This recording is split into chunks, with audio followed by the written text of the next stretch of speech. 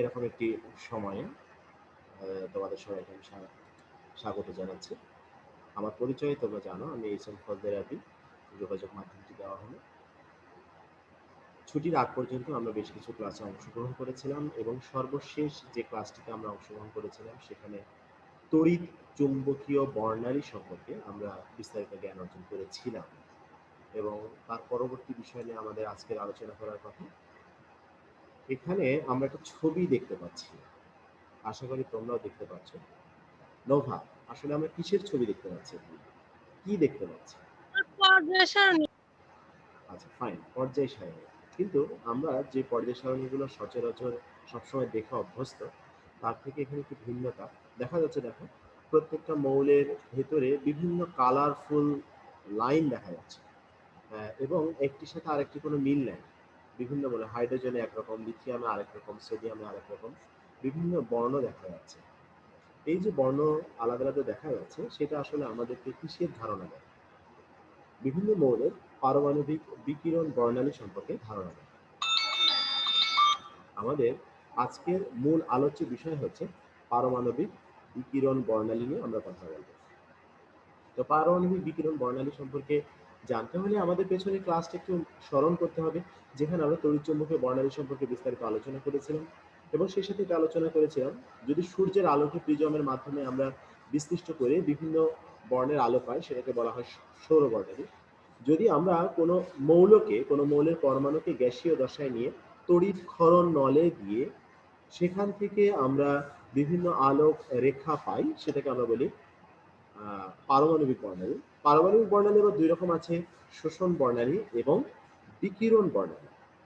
তো আমরা আজকে মূলত বিকিরণ বর্ণালীটা নিয়ে কথা বলবো ইনশাআল্লাহ। এখন মূল আলোচনা যাওয়ার আগে আমরা কয়েকটি মৌলের বিকিরণ বর্ণালী সম্পর্কে একটু জেনে নিই। কি দেখা যাচ্ছে এখানে? তোমরা কতগুলো সুন্দর আলোক রশ্মি দেখতে পাচ্ছ। পাশে মৌলগুলোর নাম লেখা আছে। উপর থেকে নিচের দিকে নামলে hydrogen, helium, nitrogen, oxygen, argon, neon, xenon এবং মার্কেন। এই মৌলগুলোর পারমাণবিক বিকিরণ বর্ণালীর চেহারাটা কেমন হবে সেটা এখানে দেখানো হচ্ছে। আচ্ছা, এখন বর্ণালী মাপক যন্ত্রের মধ্যে আবার কতগুলো ভাগ আছে। এখানে যে বর্ণালীটা দেখানো হচ্ছে সেটা কোনো রকম বিশ্লেষণ ছাড়া, কোনো রকম বিশ্লেষণ ছাড়া একেবারে র অবস্থায় বর্ণালীটা খালি চোখে দেখতে যেরকম হবে সেরকম।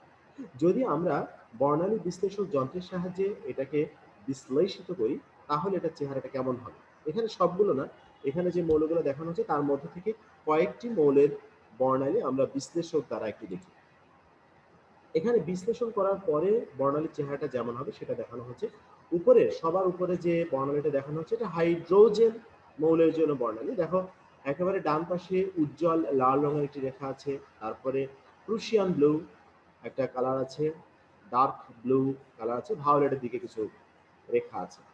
এখন এই যে বর্ণালী যে রেখাগুলো আমরা এখানে দেখতে পাচ্ছি, এই রেখাগুলো একেবারে কোনো মৌলের জন্য সুনির্দিষ্ট। তার মানে হাইড্রোজেনের জন্য এখানে আমরা যে ৬টি বা ৭টি আলোক রেখা দেখতে পাচ্ছি, এটা শুধু হাইড্রোজেনের জন্যই এটা পাওয়া যাবে। অন্য কোনো মৌলের জন্য হুবহু এই তরঙ্গদৈর্ঘ্যে এইরকম রেখা মিলবে না। মানে এটা মানুষের ফিঙ্গারপ্রিন্টের মতো, প্রত্যেকটা মৌলের নিজস্ব রেখা বর্ণালী, তার একটা স্বতন্ত্র ধারা আছে যেটা কখনোই অন্য মৌলের সাথে মিলবে না। দ্বিতীয় যেটা দেখা যাচ্ছে এটা হিলিয়ামের জন্য, উপর থেকে তৃতীয় নিচের দিকে যেটা দেখা যাচ্ছে এটা নিয়ন গ্যাসের জন্য, নিচে যেটা দেখা যাচ্ছে এটা সোডিয়াম ধাতুর জন্য। মাত্র তিনটা উজ্জ্বল তিনটা রেখা সোডিয়াম ধাতুর জন্য।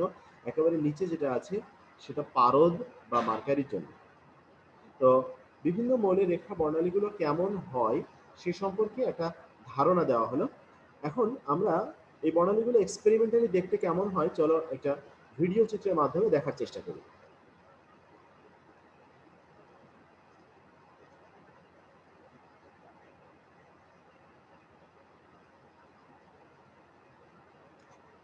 এই মুহূর্তে তোমরা যে আলোটা দেখতে পাচ্ছ এটা সাধারণত ল্যাম্পের জন্য, দৃশ্যমান ল্যাম্পের জন্য।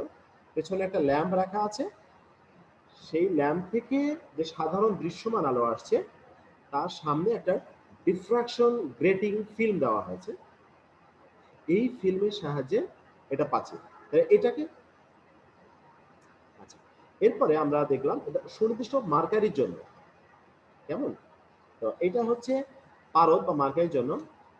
তো এখানে ডিফ্রাকশন গ্রেটিং দেওয়া হয় নাই, শুধু মার্কারি দেওয়া হচ্ছে।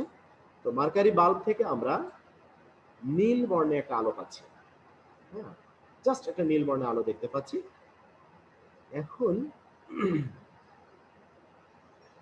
যদি এখন ডিফ্রাকশন গ্রেটিং আমরা সামনে দিই তাহলে দেখতে কেমন হবে? ফাইন, দেখো শুধু নীল আলোটা এখন নীল, সবুজ, হ্যাঁ, এবং এখানে ভালো করে খেয়াল করো যে মূল লাইটের দুই পাশে একই রকম দেখা যাচ্ছে, সবুজের পাশে একটা হলুদ আছে, কেমন? এটা হচ্ছে মার্কারি। আচ্ছা, এইটা যেটা দেখতে পাচ্ছ একটু কমলা বর্ণের, এটা হচ্ছে নাইট্রোজেন ল্যাম্প বা নাইট্রোজেন বর্ণের জন্য। ডিফ্রাকশন গ্রেটিং দিয়ে দিলে নীল, সবুজ, হলুদ, কমলা, লাল, হ্যাঁ, কতগুলো রেখা দেখা যায়, ঠিক আছে? তো চমৎকার কিছু বর্ণালী পাচ্ছি এবং এগুলো বিচ্ছিন্ন রেখা বর্ণালী নাইট্রোজেন গ্যাসের জন্য আমরা এটা পাই। আচ্ছা, আমরা আরো কয়েকটা এক্সপেরিমেন্ট দেখি। হ্যাঁ, এই মুহূর্তে আমাদের স্ক্রিনে যেটা আসছে লাল, চমৎকার, হ্যাঁ, এটা নিয়ন বাতির জন্য, নিয়ন নিষ্ক্রিয় গ্যাস নিয়নের জন্য। তো এখানে লাল এবং কমলার মাত্রাটা একটু বেশি, হলুদ, হলুদ, কমলা, লাল এই অংশটা খুব প্রাধান্য পায় নিয়নের জন্য। তোমরা আগে যে রেখা বর্ণালীগুলো দেখলে সেখানেও দেখেছো নিয়নের জন্য লাল বর্ণটা প্রাধান্য পায়। তো নিয়নে এই চমৎকার বর্ণের জন্য প্র্যাকটিক্যাল ইউজ আছে অনেক, বিভিন্ন সাইনবোর্ডে নিয়ন সাইন ব্যবহার করা হয়। তো এটা হচ্ছে নিয়ন লাইট গেল।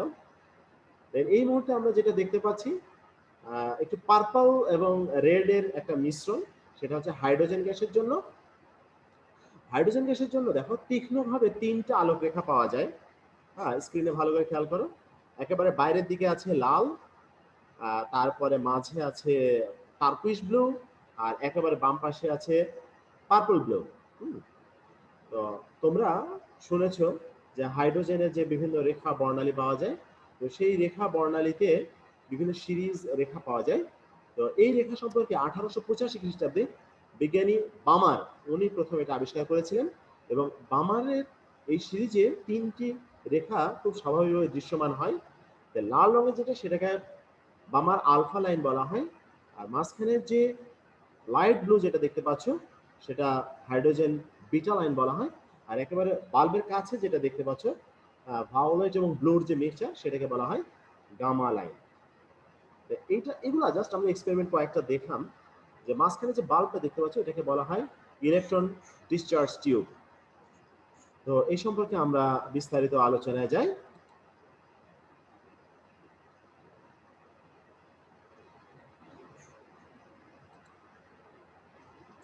তো আমরা এখন সরি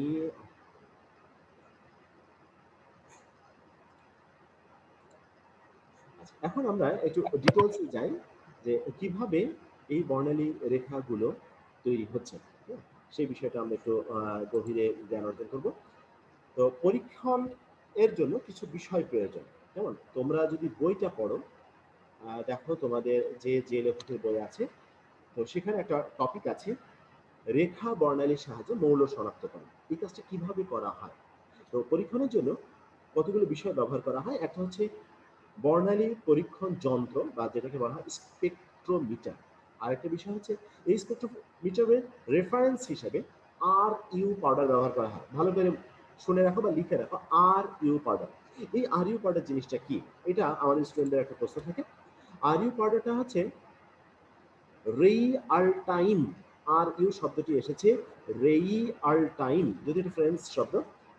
রেইআলটাইন বলতে যেটা বোঝায় একটা শার্প লাইন। আমি যদি কোনো নমুনা নিয়ে, এই যে বাল্বটা নিয়েছিলাম না একটু আগে এক্সপেরিমেন্টে দেখলাম, এর ভিতরে কোনো নমুনা নিয়ে আমরা বর্ণালী পরীক্ষণ করি তাহলে বিভিন্ন আলোক রেখা পাওয়া যায়। এখন আমি নমুনার পরিমাণ কমাতে থাকবো, দেখা যাবে যে কিছু কিছু আলোক রেখা হারিয়ে যেতে থাকে। কমাতে কমাতে একসময় দেখা যাবে যে কয়েকটি আলোক রেখা নাছোড়, এরা রয়েই গেছে, এরা কখনোই যায় না। এই যে রেখাগুলো পাওয়া যায় এদেরকে বলা হয় নাছোড় রেখা বা রেইআলটাইন। তো বিভিন্ন মৌলের স্ট্যান্ডার্ড বর্ণালীতে এই রেখাগুলোকে দেখার জন্য যে নমুনা ব্যবহার করা হয় সেটাকে বলা হয় RU পাউডার, যেখানে প্রায় 50টি মৌলকে একটা নির্দিষ্ট অনুপাতে নিয়ে পাউডার ফর্মে নেওয়া হয়। আর স্পেকট্রোস্কোপ একটা যন্ত্র ব্যবহার করা হয় যার সাহায্যে পুরো বর্ণালী মাপক কাজগুলো করা হবে। আমরা একটু ইতিহাসটা জেনে নিই যে স্পেকট্রোস্কোপ প্রথম আবিষ্কার করেছিলেন বিজ্ঞানী ফ্রনহফার। তবে ফ্রনহফারের এই স্পেকট্রোস্কোপটা ছিল একেবারেই সাদামাটা। পরবর্তীতে সেটাকে আরেকটু মডিফাই করেছেন বিজ্ঞানী কারশফ, এবং পরবর্তীতে বাণিজ্যিকভাবে এই যন্ত্রের উৎপাদন বিপণন শুরু করে ব্রিটিশ কোম্পানি অ্যাডাম হিলগার লিমিটেড। তো যাই হোক, এখন কাজটি কিভাবে করা হয় চলো আমরা সেটা দেখে আসি। তো এখানে একটা থিওরিটিক্যাল কেমিস্ট্রির যে বিষয়টা আমাদের বোঝা দরকার। উপরের লাইনটা, স্ক্রিনে যে লাইনগুলো তোমরা দেখতে পাচ্ছ, উপরের লাইনটা খেয়াল করো। এখানে আমি পাশে লিখে রেখেছি আননোন। মনে করো একটা স্যাম্পল নিয়ে আমরা কাজ করছি, যে স্যাম্পলের মধ্যে এই যে উপরে যে লাইনটা দেখতে পাচ্ছ ডান দিকে, একেবারে ডান দিকে লাল, তারপরে একটা কমলা, বাম দিকে এসে লাইট ব্লু, তারপর একটা ডার্ক ব্লু, কতগুলো আলোক রেখা পাচ্ছি। এখন এই আলোক রেখা দ্বারা আমি কিভাবে চিনবো যে আমার পরীক্ষণীয় এই নমুনাটি কোন মৌল, সেটা বোঝার জন্য কতগুলো রেফারেন্স আমরা এখানে ব্যবহার করছি। প্রথমে বেরিলিয়াম দিয়ে চেক করলাম, দেখলাম যে না, ম্যাচ করে না। কপার, ম্যাঙ্গানিজ, স্ট্রনশিয়াম, টাইটেনিয়াম, কতগুলো মৌলের বর্ণালীর সাথে আমরা তাদেরকে কম্পেয়ার করছি। তো একটু নিজেরাই ভালো করে খেয়াল করে দেখো তো, আননোন স্যাম্পলটা নিচের 5টি মৌলের কোন মৌলের বর্ণালীর সাথে মিলে গেছে? Strontium. Strontium. Right, strontium. Very good, thank you. তাহলে এইভাবে স্ট্যান্ডার্ড ডেটাবেস আমাদের হাতে থাকবে, তার সাথে আমাদের হঠাৎ অজানা একটা নমুনা যেখানে আমাদের মৌল কি আছে সেটা জানা প্রয়োজন, সেটাকে কম্পেয়ার করে আমরা শনাক্ত করতে পারবো যে আমাদের নমুনাতে কি মৌল আছে। এই হচ্ছে এটা থিওরিটিক্যাল কথা। এখন আসা যায় আসলে 118টা মৌল, এত মৌল নিয়ে আসলেই আমরা পারবো না গবেষণা চালাতে। তো সেক্ষেত্রে আমরা হাইড্রোজেনের বর্ণালীটা নিয়ে একটু কথা বলবো, যে হাইড্রোজেনের বর্ণালীটা কিভাবে কাজ করে। তো হাইড্রোজেনের বর্ণালীটার জন্য হাইড্রোজেনে আমরা জানি একটা প্রোটন আছে, একটা ইলেকট্রন আছে। একটা ইলেকট্রন হাইড্রোজেনকে কেন্দ্র করে অনবরত ঘুরছে। তো তোমরা এখানে একটা হাইড্রোজেনের নমুনা দেখতে পাচ্ছ যে নিউক্লিয়াসের কাছে প্রথম শক্তি স্তরে ইলেকট্রনটা ঘুরছে। এখন তোমাদের কাছে আমার প্রশ্ন, এই যে হাইড্রোজেনে একটা প্রোটন এবং একটা ইলেকট্রন আছে, এই একটা ইলেকট্রনের আবর্তনের জন্য হাইড্রোজেনের শক্তি স্তর আছে কয়টি? হাইড্রোজেনের শক্তি স্তর আছে কয়টি? স্যার একটি। আচ্ছা, কেউ একজন উত্তর দিচ্ছে একটি শক্তি স্তর আছে। আচ্ছা, আমি আরো দু একজনের কাছে উত্তর নিতে চাচ্ছি। মিফতাহুল জান্নাত, মিফতাহুল জান্নাত।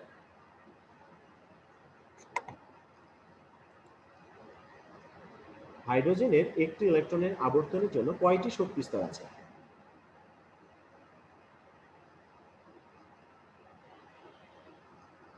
আচ্ছা, মিফতাহুল জান্নাতকে রেসপন্স পাচ্ছে না, ঠিক আছে। আমি বিষয়টা নিয়ে একটু কথা বলি। সেটা হচ্ছে হাইড্রোজেনের এই বর্ণালীটি স্টাডি করলে আমরা বিষয়টা খুব ক্লিয়ারলি জানতে পারবো যে আসলে অসংখ্য হাইড্রোজেনের একটি ইলেকট্রনের আবর্তনের জন্য অসংখ্য শক্তি স্তর আছে। ব্যাপারটা একটু যদি আমরা বোঝার চেষ্টা করি, সেটা হচ্ছে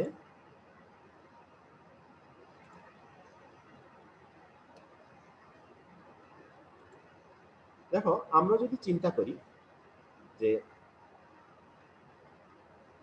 এটা হাইড্রোজেনের নিউক্লিয়াস, এখন এই নিউক্লিয়াসকে কেন্দ্র করে এখানে একটা ইলেকট্রন আবর্তন করছে। এখন এই ইলেকট্রনটা হাইড্রোজেন নিউক্লিয়াস থেকে একটা নির্দিষ্ট দূরত্বে আছে, এই যে দূরত্বটা আছে। এখন ইলেকট্রনটা চাইলেই কিন্তু সে শক্তি শোষণ করে আরো বেশি দূর দিয়ে যেতে পারে। যে এখন ইলেকট্রনটা চাচ্ছে যে এই দূরত্ব দিয়ে আমি যাব। হ্যাঁ, যখন ইলেকট্রনটা এখান থেকে লাফ দিয়ে এখানে এসে পৌঁছলো, তখন কিন্তু প্রথমের এই শক্তি স্তরটা আর নাই, এখন পরবর্তী শক্তি স্তর আছে। এখন হাইড্রোজেন চাইলে সে আবার শক্তি স্তরকে পরিবর্তন করতে পারে। যে হাইড্রোজেন চাইলো যে আমি কিছু শক্তি বিকিরণ করে নিচে নেমে আসবো, তখন হাইড্রোজেন হয়তো এখান দিয়ে আরেকটা শক্তি স্তর দিয়ে আবর্তন করছে। তার মানে নিউক্লিয়াস থেকে ভিন্ন ভিন্ন দূরত্ব দিয়ে এই পরমাণুগুলো বিভিন্ন শক্তি স্তর ধারণ করতে পারে, তবে মূল কথাটা হচ্ছে যখন একটি শক্তি স্তর আছে তখন আরেকটি শক্তি স্তর নেই, কিন্তু মোট শক্তি স্তরের ধারণা অসংখ্য। কথা ক্লিয়ার? এখন আমরা এখানে কাল্পনিকভাবে কতগুলো শক্তি স্তর চিন্তা করছি যে এগুলো হাইড্রোজেনের জন্য শক্তি স্তর। যদি হাইড্রোজেনের মধ্যে কোনো শক্তি প্রয়োগ করা হয় তাহলে ইলেকট্রনটি নিউক্লিয়াসের সবচেয়ে নিকটবর্তী নিম্ন শক্তি স্তর থেকে লাফিয়ে উচ্চতর শক্তি স্তরে চলে যাবে। মানে যে কোনোভাবে শক্তি দিতে পারে, সেটা তাপ শক্তি হতে পারে, আলোক শক্তি হতে পারে, ইলেকট্রিক এনার্জি মানে তড়িৎ শক্তি হতে পারে। শক্তি প্রয়োগ করলে ইলেকট্রনটা লাফিয়ে চলে যাবে। পাশের চিত্রে দেখো, আমি দেখাচ্ছি নিউক্লিয়াস থেকে ইলেকট্রনটা অনেক দূরে চলে গেছে। প্রথম শক্তি স্তর, দ্বিতীয় শক্তি স্তর এগুলো ফাঁকা হয়ে গেছে, একেবারে পঞ্চম শক্তি স্তরে ইলেকট্রনটা চলে গেছে এবং সেখানে সে ঘুরছে। তাহলে এই যে ইলেকট্রনের ট্রান্সফারটা হলো, সেটা হলো শক্তি শোষণের মাধ্যমে। কিন্তু পরের মুহূর্তে আবার ইলেকট্রন শক্তি হারাতে পারে, হারায় আবার পেছনে চলে আসতে পারে। এই পেছনে আসার সময় একেবারে যেই প্রথম শক্তি স্তর থেকে সে যাত্রা শুরু করেছিল সেই প্রথম শক্তি স্তরেই ফিরে আসবে, এই রকম কোনো বাধ্যবাধকতা নেই। সে প্রথম শক্তি স্তরে ফিরে আসতে পারে অথবা অন্য কোনো শক্তি স্তরে এসে থেমে যেতে পারে। যেমন পাশের চিত্রে দেখো, আমরা দেখাচ্ছি যে প্রথম শক্তি স্তরে ইলেকট্রনটা আসেনি, আবার পঞ্চম শক্তি স্তরেও নেই, পঞ্চম শক্তি স্তর থেকে নেমে এসেছে কিন্তু একটা সার্টেন দূরত্বে আছে, অর্থাৎ দ্বিতীয় শক্তি স্তরে এসে থেমে গেছে ফর এক্সাম্পল, এবং সেখানে এসে ইলেকট্রনটা ঘুরছে। এই অবস্থায় কিছু শক্তি বিকিরণ হয়েছে, অর্থাৎ পঞ্চম শক্তি স্তর থেকে ইলেকট্রনটা যখন দ্বিতীয় শক্তি স্তরে নেমে এসেছে, এই নেমে আসার সময় শক্তির বিকিরণ হয়েছে, যা হাইড্রোজেনের পারমাণবিক বর্ণালী হিসেবে আমরা দেখতে পাই, যা কিছুক্ষণ আগেও আমরা একটা এক্সপেরিমেন্টের মাধ্যমে দেখেছি। এখন হাইড্রোজেন পরমাণুর এই বর্ণালী সম্পর্কে বিভিন্ন গবেষক বিভিন্নভাবে গবেষণা করেছেন, সেই বিষয়টা আমরা একটু জানবো যে হাইড্রোজেনের পারমাণবিক বর্ণালীগুলো আসলে কত রকম তরঙ্গ সেখানে তৈরি হয় এবং কোন তরঙ্গগুলো আমরা দেখতে পাই, কোনগুলো দেখতে পাই না, ইত্যাদি বিষয়গুলো সম্পর্কে আমরা একটু জ্ঞান অর্জন করবো ইনশাআল্লাহ। এক্সপেরিমেন্টালি এখানে একটি তড়িৎ ক্ষরণ নল দেখানো হচ্ছে। কিছুক্ষণ আগে প্রথম যে ভিডিওতে আমরা বিভিন্ন মৌলের যে সুন্দর সুন্দর আলোক বর্ণালীগুলো দেখলাম, তো ওখানে যে কাঁচের যে এরকম খাড়া টিউবের মতো যেটা দেখানো হচ্ছিল, সেই টিউবটার নামই হচ্ছে তড়িৎ ক্ষরণ নল বা ইলেকট্রিক ডিসচার্জ টিউব। তো তার একটা সাধারণ গঠন এখানে দেখানো হচ্ছে, যেটা কাঁচের তৈরি। এর ভেতরে কাঁচটা আবার বিশেষ ধরনের কাঁচের তৈরি, যা উচ্চ চাপ সহ্য করতে পারে, অনেক বেশি চাপে ওটা ভাঙবে না।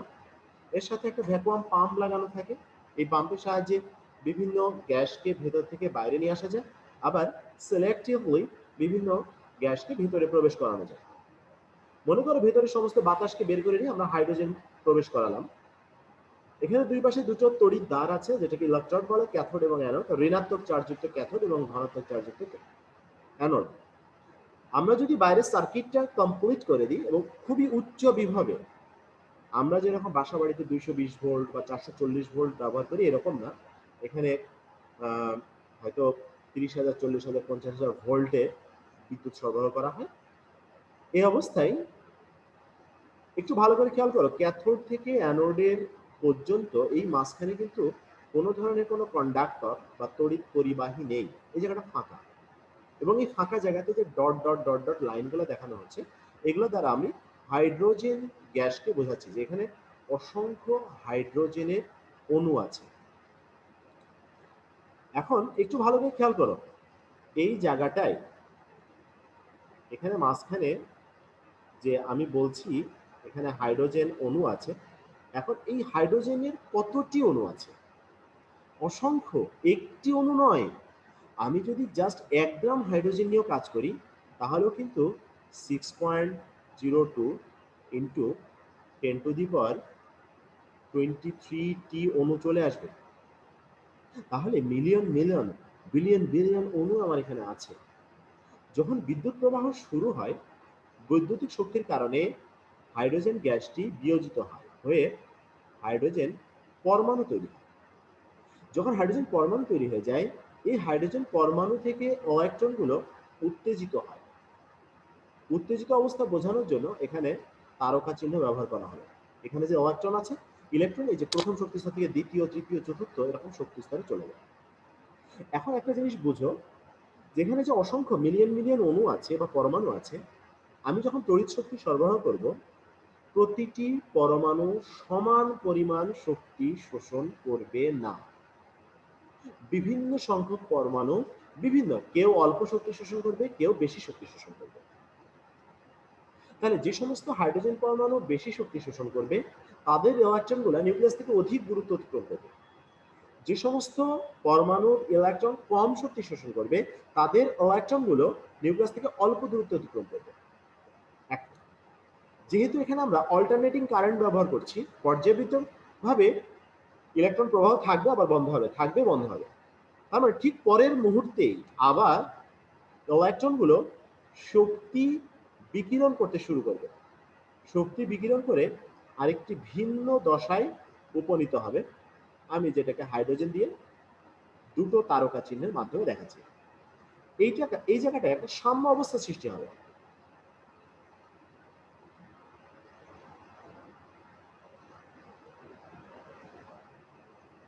এই জায়গাটায় দুটি হাইড্রোজেন, এই দুটি হাইড্রোজেন যে উত্তেজিত অবস্থা, সেখানে একটি সাম্য অবস্থা সৃষ্টি হবে। যে ইলেকট্রন উপরে যাচ্ছে, নামছে, যাচ্ছে, নামছে। এই নেমে আসার সময় একটু ভালো করে বুঝে নাও, যেহেতু ইলেকট্রনটা উপরে ওঠার সময় বিভিন্ন শক্তি স্তরে গিয়েছে, তাহলে নিচে নামার সময়ও কিন্তু কোনো ইলেকট্রন বেশি শক্তি বিকিরণ করবে, কোনো ইলেকট্রন কম শক্তি বিকিরণ করবে।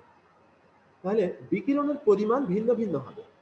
আর বিকিরণের শক্তির পরিমাণ যদি ভিন্ন হয়, তাদের তরঙ্গ দৈর্ঘ্যগুলোও ভিন্ন হবে। ভিন্ন ভিন্ন তরঙ্গ দৈর্ঘ্য বিশিষ্ট আলোক বর্ণালী আমরা সেখানে পাবো। এখন এই বর্ণালীগুলো বিভিন্ন সময় বিভিন্ন সায়েন্টিস্টগণ আবিষ্কার করেছেন। আমরা সেই বর্ণালীগুলো সম্পর্কে একটু জানব। এখানে যে সরল রেখাগুলো আমি দেখাচ্ছি, এগুলো মনে করে নাও যে বিভিন্ন শক্তি স্তর। হাইড্রোজেনের যে অসংখ্য শক্তি স্তর, একেবারে নিচে উজ্জ্বল লাল বর্ণটা হচ্ছে প্রথম শক্তি স্তর। এভাবে ক্রমান্বয়ে বিভিন্ন শক্তি স্তর, অগণিত, অসংখ্য। আমি কতগুলো উদাহরণ এখানে নিলাম। এখন ইলেকট্রনগুলো যাওয়ার সময় ভিন্ন ভিন্ন পরমাণুর জন্য বিভিন্ন শক্তি স্তরে গিয়েছে। এখন ফিরে আসার পালা। এই ফিরে আসার সময় সবাই যে প্রথম শক্তি স্তরে আসবে সেটা নয়। কেউ কেউ প্রথম শক্তি স্তরে আসবে, কেউ কেউ আসবে না। উচ্চতার বিভিন্ন শক্তি স্তরে এসে তারা থেমে যাবে। এই যে থেমে যাবে, যেখানে যে থামবে তার উপর নির্ভর করবে ইলেকট্রন কতটুকু শক্তি বিকিরণ করবে এবং সেই বিকিরিত তরঙ্গগুলো আমরা পাবো। যদি বিভিন্ন উচ্চতর শক্তি স্তর থেকে ইলেকট্রনগুলো দ্বিতীয় শক্তি স্তরে থেমে যায়, তাহলে যে আলোক রশ্মি বিকিরিত হয়, সেই বিকিরিত রশ্মিকে আবিষ্কারকের নাম অনুযায়ী বলা হয় বামার সিরিজ, যা দৃশ্যমান অঞ্চলে, যা আমরা দেখতে পাই। 1885 খ্রিস্টাব্দে বিজ্ঞানী বামার প্রথম হাইড্রোজেন পরমাণু নিয়ে গবেষণা করে এই বর্ণালীকে খুঁজে পেয়েছিলেন, যা কিছুক্ষণ আগে চিত্রের মাধ্যমে আমরা দেখেছি যে হাইড্রোজেন পরমাণুর জন্য উজ্জ্বল বর্ণের 4টি বর্ণ পাওয়া যায়। যদি এরা দ্বিতীয় শক্তি স্তরে না থেমে প্রথম শক্তি স্তরে চলে যেত, তাহলে কি হতো? বেশি দূর দূরত্ব অতিক্রম করলে বেশি শক্তি বিকিরণ করতে। তাহলে শক্তি যদি বেশি হয়, তাহলে কম্পাঙ্ক বেশি হয়, তরঙ্গ দৈর্ঘ্য কম হয়। তার মানে সেটা দৃশ্যমান থাকছে না, সেটা আলট্রা ভায়োলেট অঞ্চলে চলে যাচ্ছে। অর্থাৎ বিভিন্ন উচ্চতা শক্তি স্তর থেকে ইলেকট্রনগুলো শক্তি বিকিরণ করে যদি প্রথম শক্তি স্তরে নেমে আসে, তাহলে যে বিকিরণ হয় সেটাকে আমরা বলছি লাইম্যান সিরিজ, যেটা 1906 সালে বিজ্ঞানী লাইম্যান আবিষ্কার করেন এবং যেটা আলট্রা ভায়োলেট রশ্মি হিসেবে পাওয়া যায়। অনুরূপভাবে যদি তৃতীয় শক্তি স্তরে সে থেমে যায়, তাহলেও কিছু শক্তি বিকিরণ হয় এবং এই বিকিরণটা আমরা দেখতে পাই না, যেটাকে প্যাস্টেন সিরিজ বলা হয়। বিজ্ঞানী প্যাস্টেন 1908 সালে এটা আবিষ্কার করেন নেয়ার আয়ার বা নিকট অবলোহিত অঞ্চলে। সেম একই প্যাটার্ন ফলো করে চতুর্থ শক্তি স্তরে এসে থেমে গেলে আমরা যে রেখা পাই সেটাকে বলা হয় ব্রাকেট সিরিজ, যেটা 1922 খ্রিস্টাব্দে বিজ্ঞানী ব্রাকেট আবিষ্কার করেন। এটাও অবলোহিত অঞ্চলে।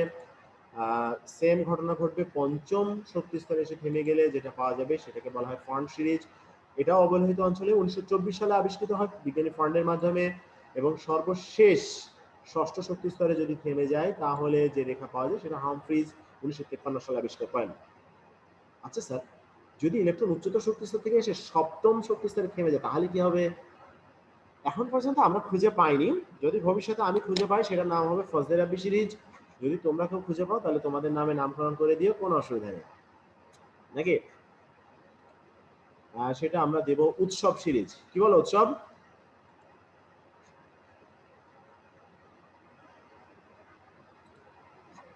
Yes, sir. Yes sir, thank you. আচ্ছা, এখন এই বর্ণালীগুলোর আমাদের কোনো কাজে লাগে কিনা, এদের তরঙ্গ দৈর্ঘ্য বা এদের কম্পাঙ্ক ইত্যাদি বিষয়গুলো আমরা হিসাব নিকাশ করতে পারি কিনা, হ্যাঁ সেটা একটু দেখি। সেজন্য ইনাদের সাথে এই যে লাইম্যান, বার্মার, প্যাস্টেন, ব্রাকেট, ফর্ন, হামফ্রিজ, ওনাদের সাথে আরেকজন বিজ্ঞানী কাজ করেছিলেন, কি নাম তার? উৎসব? বিজ্ঞানী রিডবার্গ। আমরা এখন রিডবার্গ ম্যাথমেটিক্যালি কিভাবে দেখালেন সেই বিষয়টা একটু দেখব। তো রিডবার্গ একটি গাণিতিক সমীকরণ দেখিয়েছেন। তো সে কেউ কিছু বলতে চাচ্ছ বাবা? বলো, কোনো অসুবিধা নেই। আচ্ছা, বিজ্ঞানী রিডবার্গ একটি সমীকরণ তৈরি করেছেন, যে সমীকরণটা তোমরা এখানে দেখতে পাচ্ছ। এখন এখানে যে চিহ্নগুলো ব্যবহার করা হয়েছে, এই চিহ্নগুলোর অর্থ কি? চিহ্নগুলোর অর্থ ল্যামডা। ল্যামডা মানে হচ্ছে বিকিরিত তরঙ্গের তরঙ্গ দৈর্ঘ্য। এই যে শক্তিটা বের হয়ে আসলো, হ্যাঁ, বের হলো কিভাবে? তরঙ্গ আকারে। এই তরঙ্গের একটা তরঙ্গ দৈর্ঘ্য আছে। তরঙ্গ দৈর্ঘ্য কি জিনিস সেটা আমি এর আগের ক্লাসে বলেছিলাম। তো যারা দেখেছো ভালো কথা, না দেখলে আবার সেভ ভিডিওগুলো আমার ইউটিউব চ্যানেলে দেওয়া আছে, সেখান থেকে দেখে নিতে পারবে। এখানে আর দ্বারা যেটা বোঝাচ্ছে, এটা রিডবার্গের ধ্রুবক, এর মানটা দেওয়া আছে 1097373.157 পার মিটার। বইতে মানটা একটু ভিন্ন থাকতে পারে, 109,678।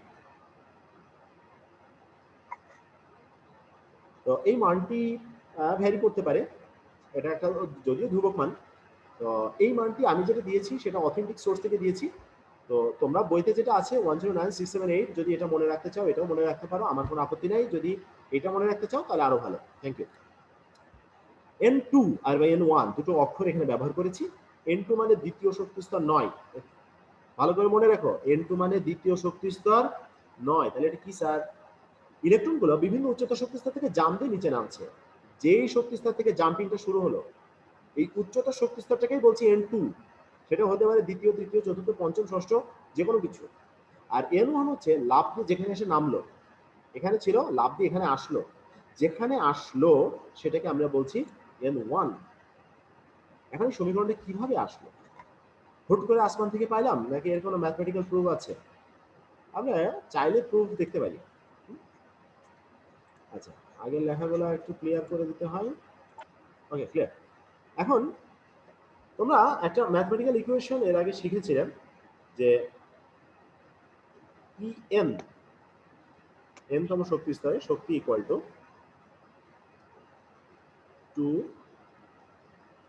পাই স্কয়ার। এভাবে লেখাও তো কষ্ট। m e to the power 4 divided by h square. এখানে উপরে থাকবে একটা z স্কয়ার, আর এখানে নিচে থাকবে n স্কয়ার। এরকম একটা রেখা বোধহয় এর আগে তোমরা দেখেছো। এখানে স্যার ওখানে জেড স্কয়ার কি প্লাস আছে না মাইনাস আছে বুঝতে পারলাম না স্যার। আচ্ছা, এটা জাস্ট স্কয়ার, হ্যাঁ, প্লাস মাইনাস এটা পজিটিভ। আচ্ছা, এটা হচ্ছে মানে স্যার এই যে Z square by N square এটা কি গুণ এই গুণ মূলটার সঙ্গে যুক্ত? গুণ গুণ গুণ গুণ আকারে আছে, আচ্ছা স্যার বুঝতে পারছি। দেখা যাচ্ছে? জি স্যার।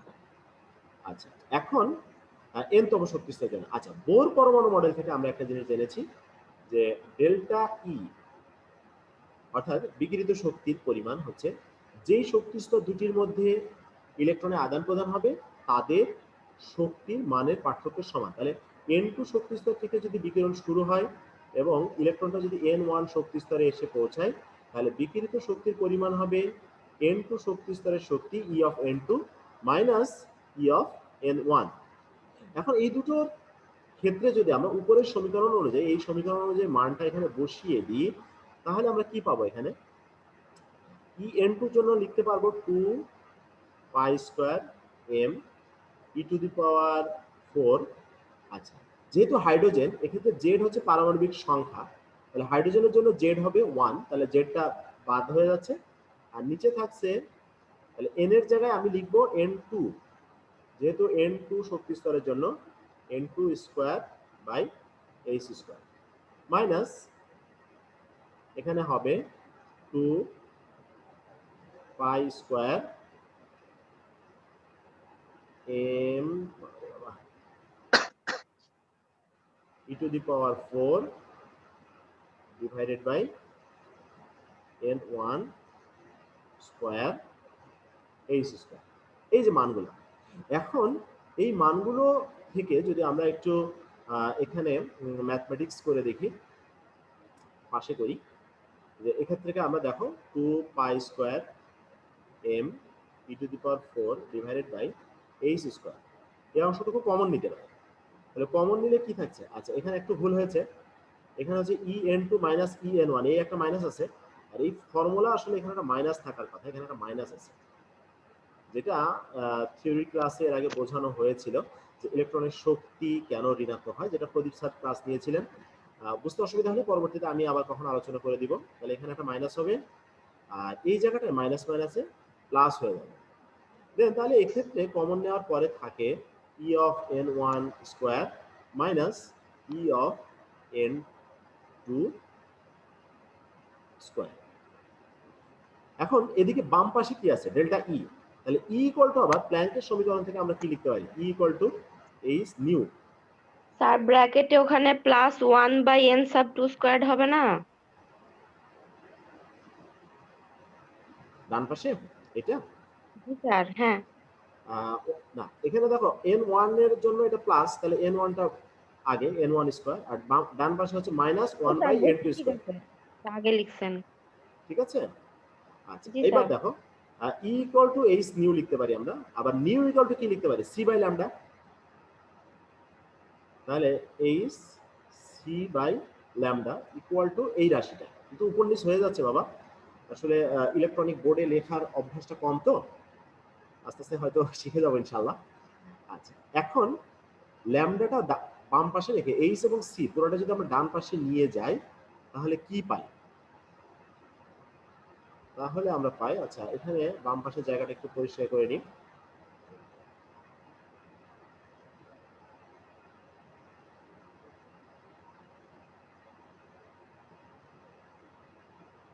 আচ্ছা,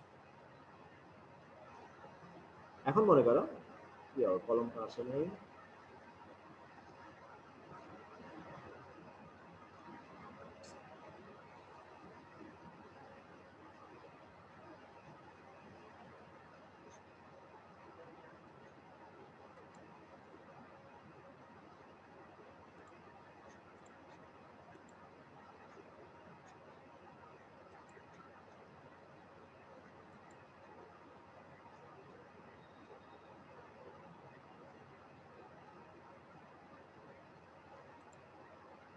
আচ্ছা এসেছে।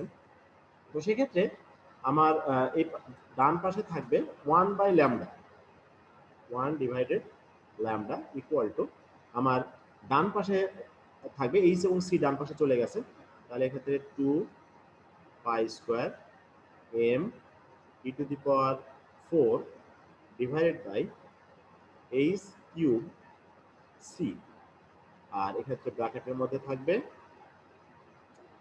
1 divided n1 square minus 1 divided n2 square. আচ্ছা, এই লাইনের ডান পাশে এই লাইনটার পরে উপরের এই লাইনটা। আচ্ছা, এখন দেখো এখানে 2, এটা তো নির্দিষ্ট, পাইয়ের মান 3.1415, এম ইলেকট্রনের ভর 9.1 × 10⁻⁻28 গ্রাম, ই ইলেকট্রনের চার্জ সিজিএস এককে 4.8 × 10⁻⁻10 ESU, এইচ প্ল্যাঙ্কের ধ্রুবক 6.626 × 10⁻⁻27 আর্গ সেকেন্ড, সি আলোর বেগ 3 × 10⁻10 সেন্টিমিটার পার সেকেন্ড। এই মানগুলো বসিয়ে দিলে এই পুরো অংশটুকু, এক্ষেত্রে আমরা এখানে যে অংশটুকু লিখেছি, এই পুরো অংশটুকুর মান আসে একটা ধ্রুবক মান। এই ধ্রুবক মানটাকে বলা হচ্ছে রিডবার্গের ধ্রুবক। বিজ্ঞানী রিডবার্গ যেহেতু এই সমীকরণটা প্রথম ডেভেলপ করেছিলেন, এটা ওনার ধ্রুবক হিসেবে বলা হচ্ছে। সেই ধ্রুবকটার মান, এই মানগুলো আমি যে মানগুলো এইমাত্র বললাম, সেই মানগুলো বসিয়ে দিলে আমরা পাবো এই যে মানটা বললাম 1097373 1.57। এখন এইটাকে বলা হচ্ছে রিডবার্গের ধ্রুবক। RH into 1/n1 square minus 1/n2 square. এই হয়ে গেল আমাদের রিডবার্গের সমীকরণের প্রতিষ্ঠা। ঠিক আছে, এই সমীকরণটাই আমরা দেখতেছিলাম। তো এই হচ্ছে সেই সমীকরণ। এই সমীকরণকে ব্যবহার করে বিভিন্ন ম্যাথমেটিক্যাল প্রবলেম সলভ করা যাবে এবং পরবর্তীতে আরো বেশ কিছু প্রবলেম আমরা সলভ করব। তো তোমাদের জন্য এই সমীকরণ ব্যবহার করে দুটো ম্যাথ সলভ করতে অনুরোধ করছি। তোমরা ম্যাথ দুটো লিখে নাও। দুটো ম্যাথ দিচ্ছি। হাইড্রোজেন পরমাণুর একটি ইলেকট্রন তৃতীয় শক্তি স্তর থেকে দ্বিতীয় শক্তি স্তরে স্থানান্তরিত হলে বিকিরিত রশ্মির তরঙ্গ দৈর্ঘ্য এবং শক্তি হিসাব করো। দ্বিতীয় ম্যাথ, হাইড্রোজেন পরমাণুর একটি ইলেকট্রন উচ্চতর শক্তি স্তর থেকে প্রথম শক্তি স্তরে নেমে আসে। বিকিরিত ফোটনের শক্তি যদি 2.12 × 10⁻18 জুল হয়, তাহলে বিকিরিত রশ্মিটি ওই সিরিজের কততম রেখা? এই দুটো বিষয় সলভ করে আশা করি তোমরা হোমওয়ার্ক হিসাবে আমাকে জমা দিবে। যদিও এর আগে একদিন হোমওয়ার্ক দিয়েছিলাম, মাত্র একটি স্টুডেন্ট জমা দিয়েছিল, আর কেউ জমা দেয়নি। তো আমি আশা করব